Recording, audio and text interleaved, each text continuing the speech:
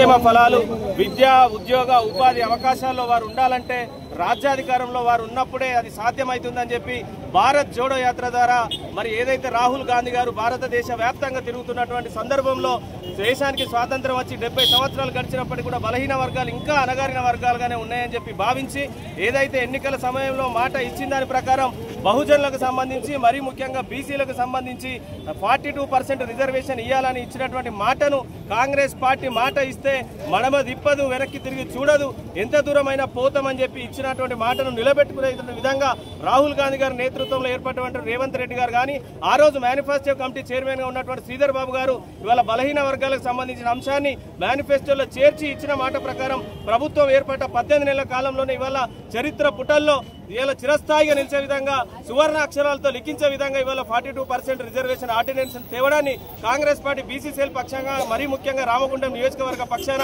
స్వాగతిస్తూ ఈ కార్యక్రమాన్ని నిర్వహించిన బీసీసీఎల్ అధ్యక్షుడు రమేష్ అన్న గారు, ముఖ్య అతిథిగా హాజరైన బొంతల రాజేష్ అన్న గారు, అదేవిధంగా మన శాసనసభ్యులు రాజ్ ఠాకూర్ అన్న గారికి యావత్ తెలంగాణ ప్రభుత్వానికి కాంగ్రెస్ పార్టీ పక్షాన ప్రజల పక్షాన హృదయపూర్వకంగా ధన్యవాదాలు తెలియజేస్తాం.